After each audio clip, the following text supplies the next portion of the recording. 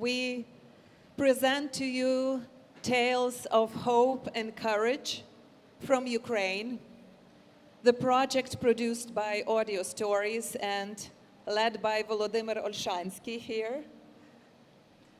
My name is Yuliya Musakovska and I'm a poet. As you know, Ukraine is now defending itself from the aggressor, Russia, who wants to enslave and destroy us. Russia is an empire of hate and lies. But there is no stronger soldier than the one who defends their home. Many of my fellow poets joined the army to fight. They cannot be here today, but I brought their poetry with me to India. This is not only a way to thank them for my life, but also a way to share their powerful work with all of you. And I'd like to extend thanks to the University of Exeter team, led by Professor Hugh Roberts, who helped translate and edit this work into English. I will say the poet's name before reading the poem, which is not mine. Please be attentive. And in this video, you will hear the sounds of places in Ukraine that are now gravely endangered or do not exist anymore because of Russian aggression. And you will see the real-life footage too. So let's start.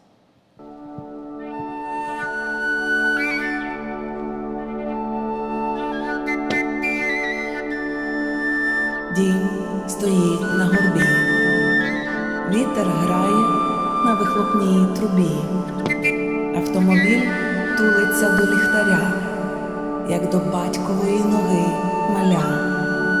Вата звисає з небес, присмерку повсть надірвана, грубезна, темна, з пурпуровим краєм. Ще один день умирає.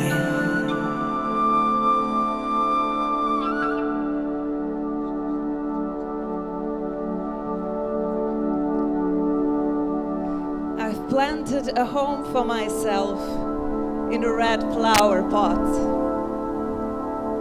a place from which I never want to run,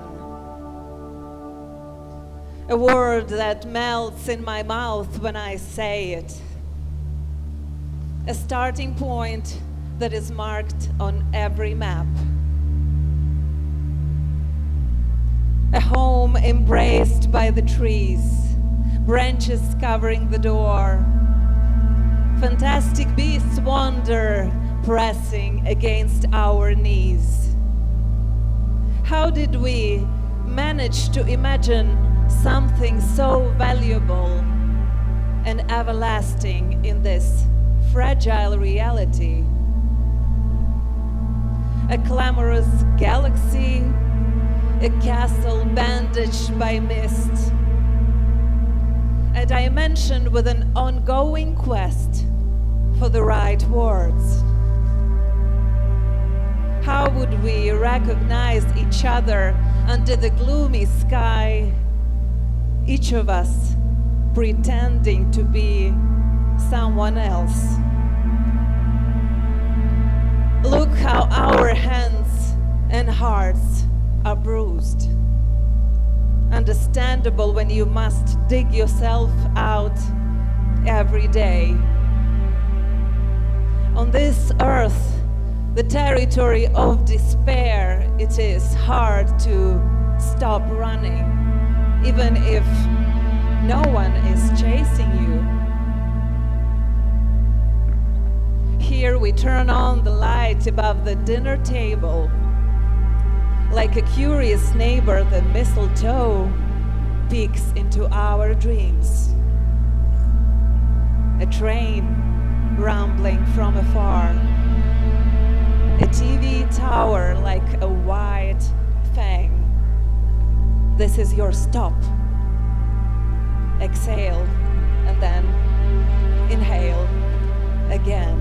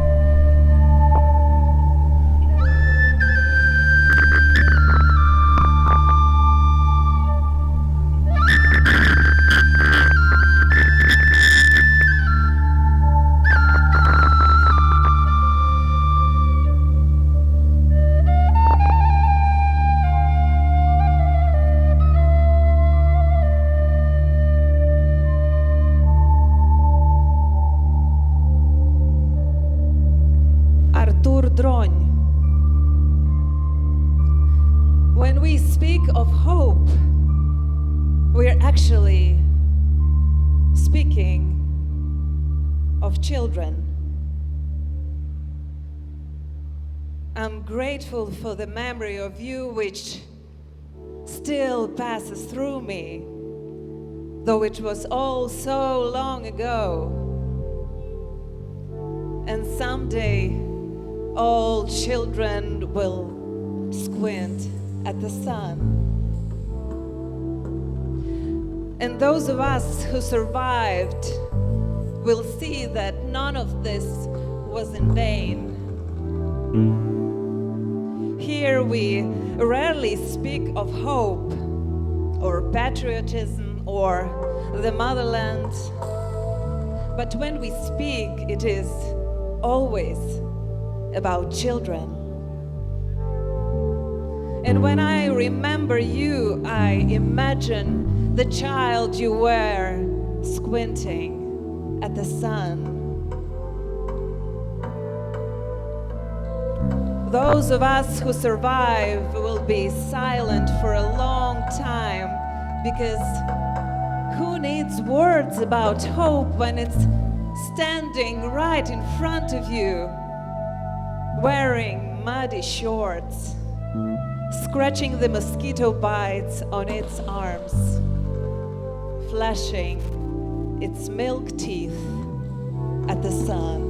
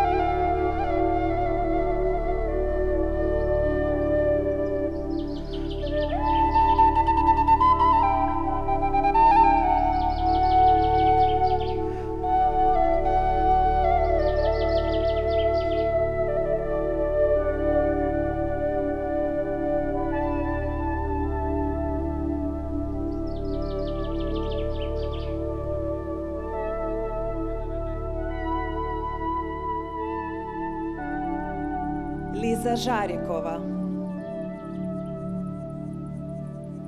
Our heroes, it turns out, had none of the armor you find in stories.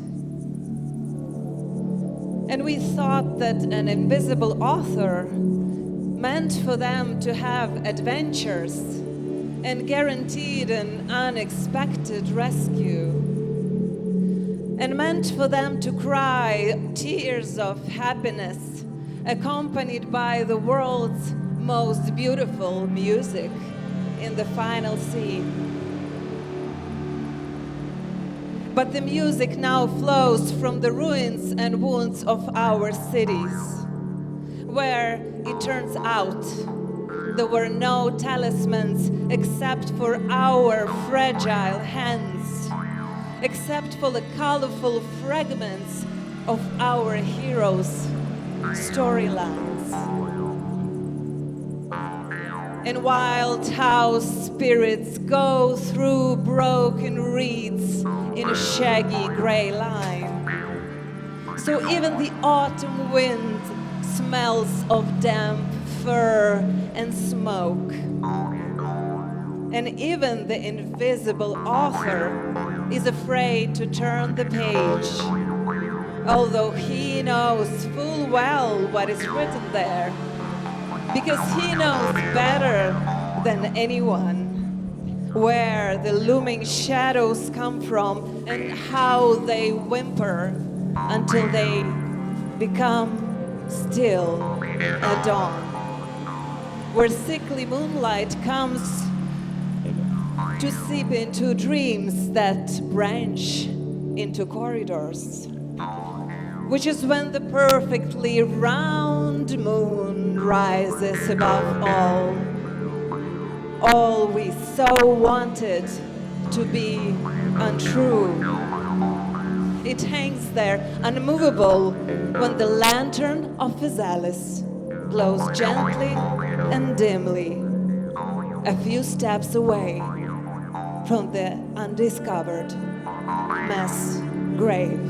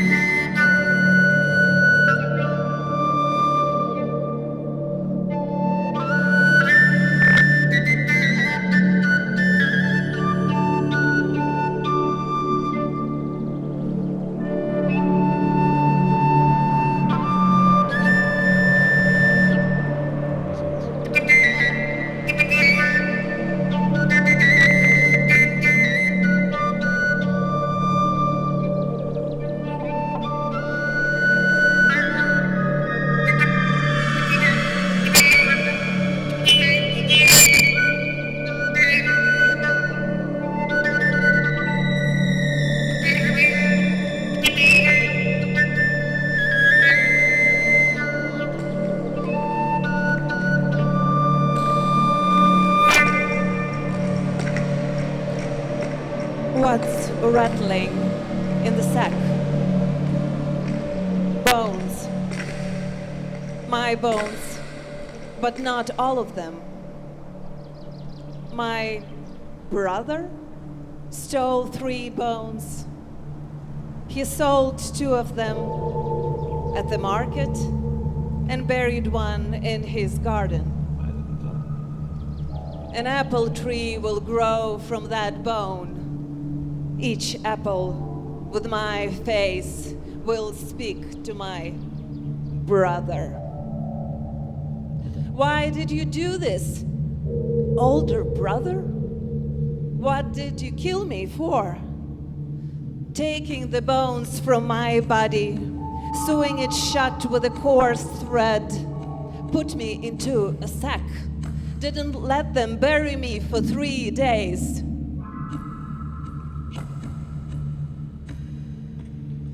It is because your wife is prettier.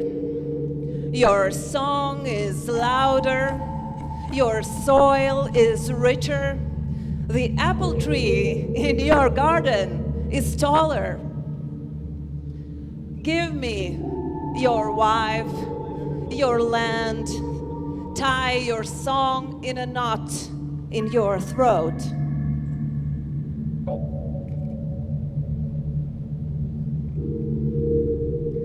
You're not a brother to me, not an honest enemy, not a man, not a beast, a sack full of bones.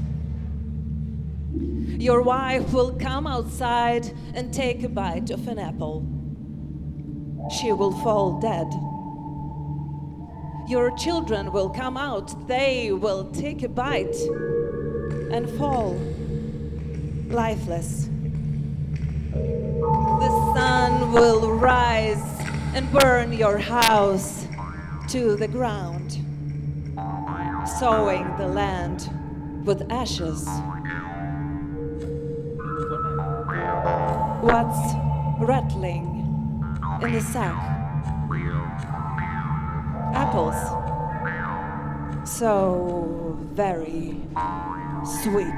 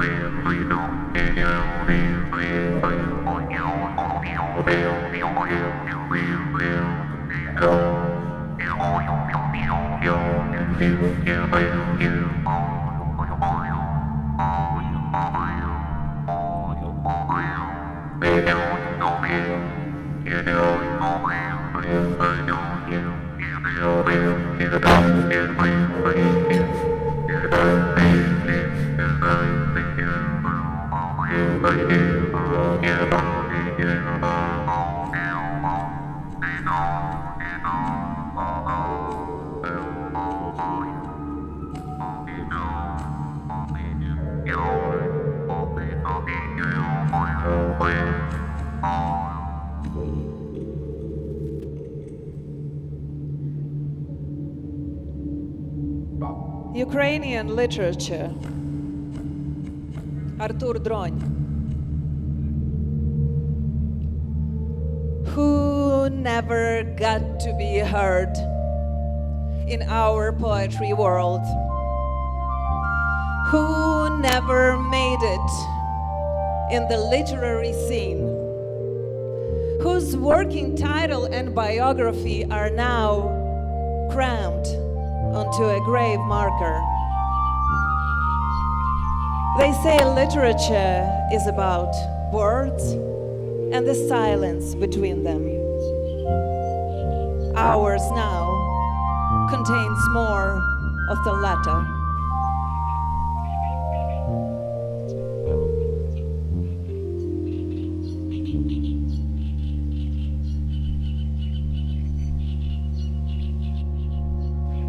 Magnolia is blooming in someone else's garden.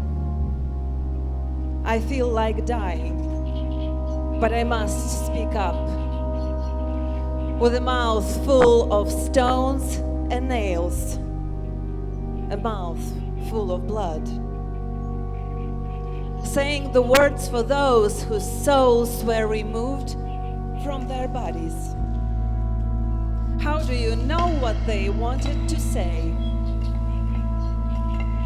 Speak, poet, speak, though you have no right. The moment it becomes unbearable, just spit out blood through stones and nails and continue to speak. The heart, a squashed apple, falls apart. Flowers proudly open to the spring sun. Shameless nature, the shame of survivors. Sharp stones of words in the dried out mouth.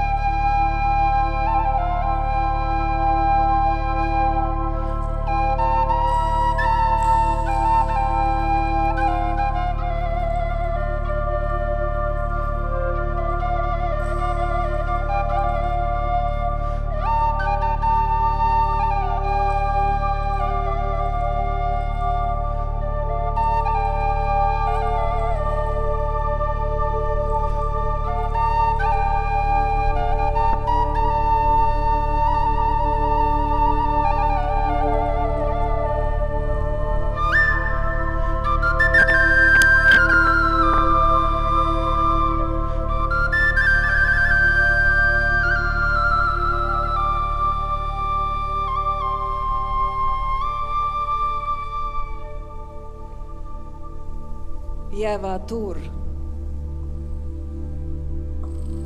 Look at me. I've aged 1,000 years. My eyes faded like an eyes of the fish that has long been out of water. Between life and non-life, there's such a thin thread. Impossible to see, impossible to notice, impossible to save. These strands, my smiles, and these strands, your jokes, and these strands, our mistakes. We spun and spun, but made no yarn. We've left. and lay down like a fish out of water. This scale, the first child, and this scale, the second child, and this scale, loneliness as deep as the sky. With each scale I swing, with each thread I swing. I'll string and pull through, and like a red thread I'll pass through the death of you. My eyes watched but didn't see. My heart listened but didn't hear. The oaks fell when I cried. Threads broke. With each eyelash I swing. With each heart I swing. I kiss and embrace, yet neither dead nor alive due to your death. Here I stand.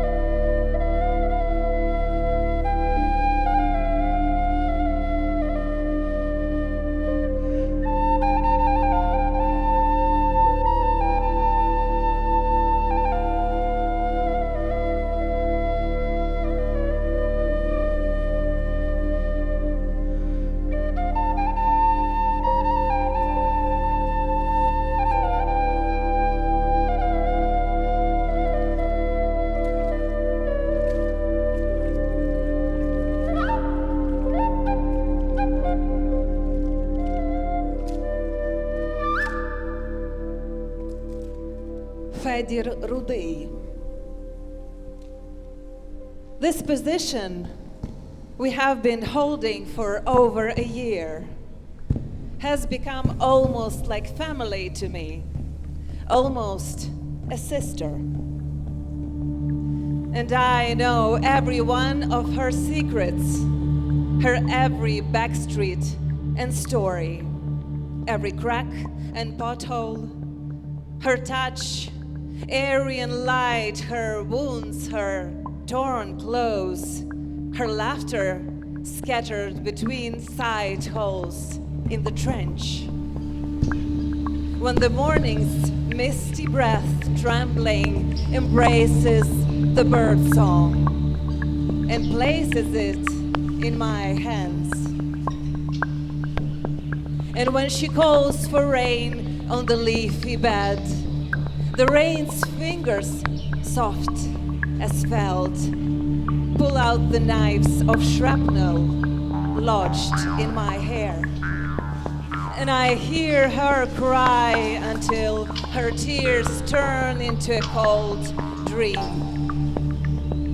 and leak through the dugout's thin cover into my sleeping bag.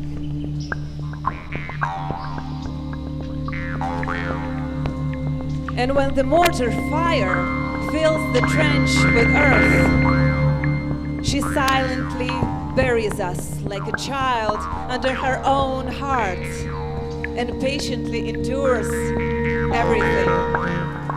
Our picks, saws, shovels, as long as someone is there. If only someone would stay.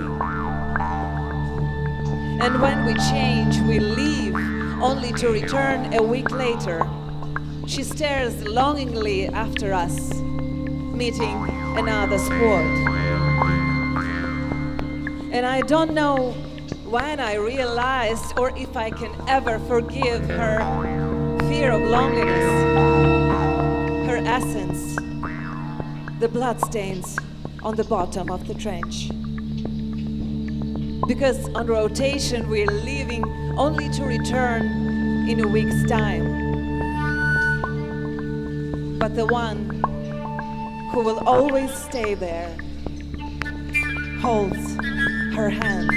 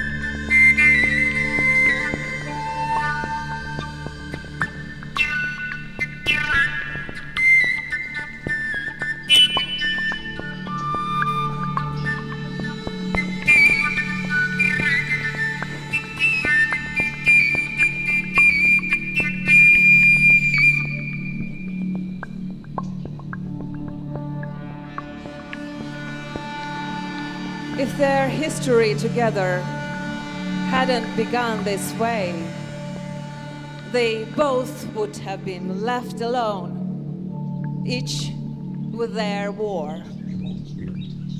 August, hellish, the bathhouse filled with bodies. She squeezes a familiar hand and comes to life again. Everything that has happened and didn't happen to them is established, set in stone, unforgettable.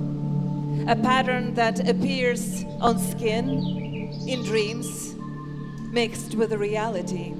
It interferes with being your true self in the here and now, with taking a full breath of air. The leaves began to yellow. He jokes awkwardly, we won't have the chance to drink in this poison. The scents of summer markets, exploits made in the sun, the touch of shoulders and knees bare and tanned, the light that in a thin, wide beam breaks through the pain. The feeling that this is the only moment that you have to finish the sentence, to embrace more tightly. A black shadow separates and lies on the roadside. The suppressed cries will become crows and crumble in the sky. If you decide to tell me what is going on, I listen. So I beg you, explain.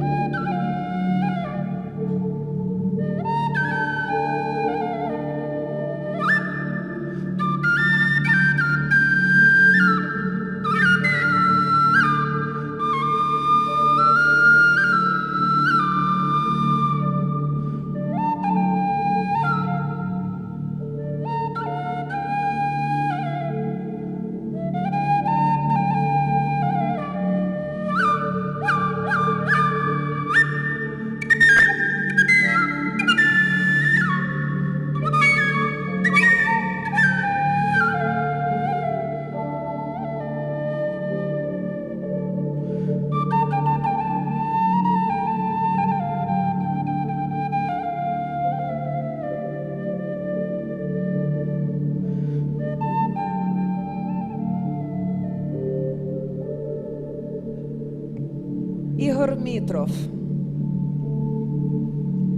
So, you were a poet before the war, right? He asks me. And I still am during it. And after the war, I'll be a poet, I answer. If you don't get killed, he laughs. Even if I am killed, I will be a poet. I proudly proclaim, I know he won't check, but a long time ago I had emptied my pockets from all the poems to cram in more and more. Though sometimes I automatically reach for a line, and feeling the cold metal, I spit at my brother in arms a good-natured swear, or an accidental rhyme.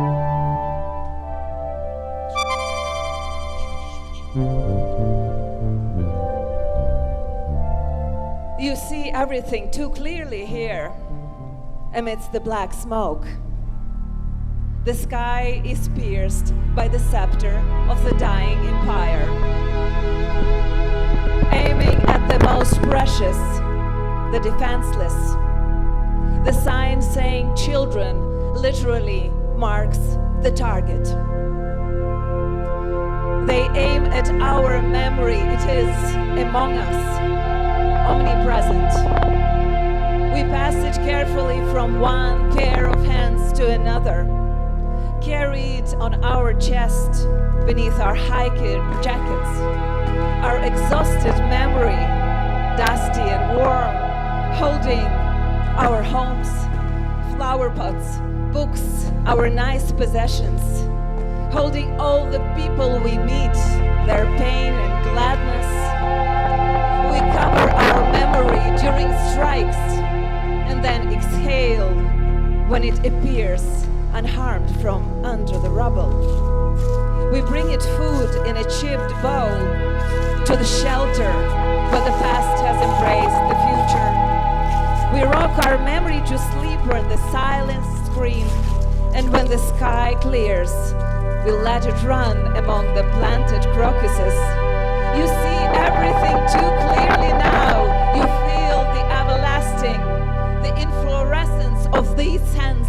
These voices will not be parted. The chain of our connections will not be broken. The iron dome of our faith will not be shattered.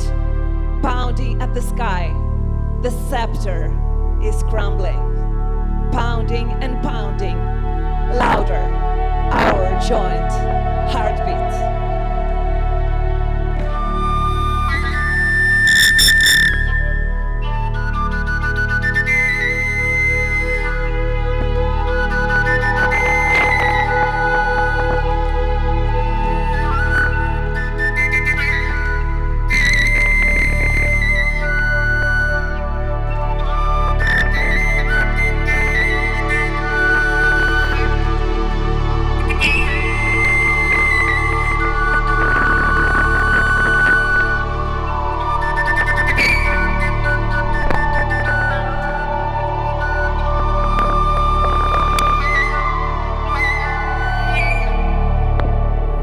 കുട്ടികൾ എന്ന sign board ഉന്നത്ത് കുറിക്കുന്നു. അവർ നമ്മുടെ ഓർമ്മകളെ ഉന്നം വയ്ക്കുന്നു. അവ നമുക്കിടയ്ക്കുണ്ട് എന്നും സന്നിഹിതം. നമ്മൾ അവയെ കൈകളിൽ നിന്ന് കൈകളിലേക്ക് ശ്രദ്ധാപൂർവം പകരുന്നു. മല കയറും ജാക്കറ്റിനുള്ളിൽ കൊണ്ടു നടക്കുന്നു. നമ്മുടെ Thank you. Дякуємо. Thank you to dearest Ravi Shankar for the translation to Malayalam. Thank you all. This is Volodymyr Olshanskyi. And I just want to thank you, to our production team, to Natalia Stremska from Poland, but she's living in Ukraine and helping our soldiers as a volunteer. She did all the visuals. She just cameraing and filming all the things she's watching on this front line on the east part of Ukraine. And the composer of this music, Artem Bemba, is my fellow friend from Lviv, West Ukraine. Thank you, and thank you all. You'll be with us this night. Yeah, bye. Давай, попадемося разом. Ну, давай. Ну, Ет. давай.